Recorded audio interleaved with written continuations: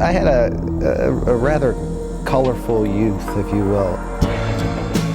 Jim Keyes was the youngest of 7 children. His mom and dad split up when he was just 5. And at 10 years old, he was caring for his father, who was dying from cancer, living in a tiny 3-room house with no running water on the outskirts of Worcester, Massachusetts. Interestingly, I never had a sense of need or poverty because we had the basic necessities. None of his brothers and sisters graduated from high school. The 3 boys got factory jobs, and his sisters were both pregnant by age 16. But his father, Harold Keyes, had much higher hopes for his youngest son.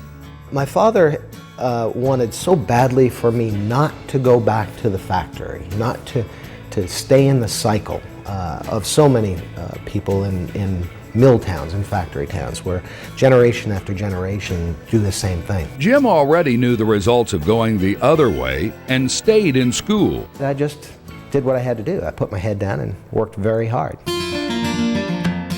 And he did just that, going to work for McDonald's at age 15. I was a pretty good burger flipper. When asked to go clean the parking lot, I would literally run around the parking lot. But I learned very quickly that that hard work is rewarded. But something nagged him about his dad's insistence that he stay away from those factories in Worcester. For one summer, I decided I need to understand what it is he didn't want me to go back to. My job was to take big blocks of abrasives and to cut them into small blocks of abrasives. To me, that was a motivation.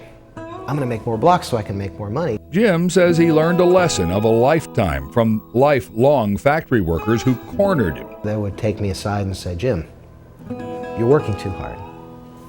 The idea is not to make more blocks. The idea is to make just enough blocks. And they were going to show me one way or another that I had to conform to the rules. But conforming was not in Jim's game plan. His grades were good. He saved enough money to get into Holy Cross, where he graduated cum laude with his family's first college degree. Then he worked double shifts as a produce truck driver to pay his way through Columbia University Graduate School, where he learned another big lesson. So I go off to the white-collar world, and I have an internship at Gulf Oil Corporation, and lo and behold, I ran into the same thing. Recognizing that whether it's a factory floor or a white-collar environment, there's still a tremendous amount of pressure to conform. The nonconformist intern then took a chance. He told Gulf senior management he thought they were wasting a lot of money on poor productivity. Impressed by his guts, Gulf hired him. My first role was in the corporate planning department and looking at expense reduction opportunities. The hatchet man. I was the hatchet man, yeah. He then went to work on Gulf's acquisition of City Service Petroleum. But as things worked out, Chevron ended up buying Gulf and 7-Eleven bought City Service. And Jim Keyes went to work for the Thompson family. I saw the opportunity with 7-Eleven owning an oil company like Citgo. If we could put those two strengths together, then we could be dominant in the convenience or retail gasoline business. His plans for 7-Eleven worked out so well, he soon became one of the youngest CEOs in the country. And then what? Is that all there is? Thank you very much, and let's have some fun today. Jim's answer was to create a way to increase shareholder value. Hi, kids. And do something significant for the community all at the same time. The inspiration for the Education is Freedom Foundation then came from the selfish need for trained employees in the workforce, and the desire then to build those employees by going into the schools and guaranteeing a scholarship for hardworking kids.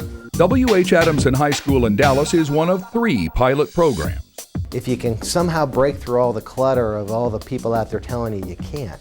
Keyes Foundation guarantees participants money to go to college if they maintain a B average.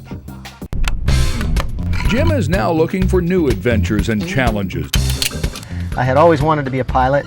After retiring from 7-Eleven last November at the ripe old age of 50. Clear? He's been flying himself for better than 25 years now. And while soaring in his Beech Baron is pure joy for Jim, he says this also sharpens his business skills.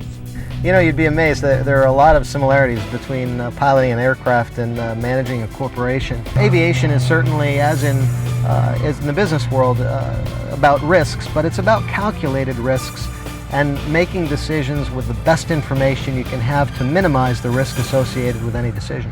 And while he pilots his way to his next business risk, Jim says he'll never forget where he needs to land.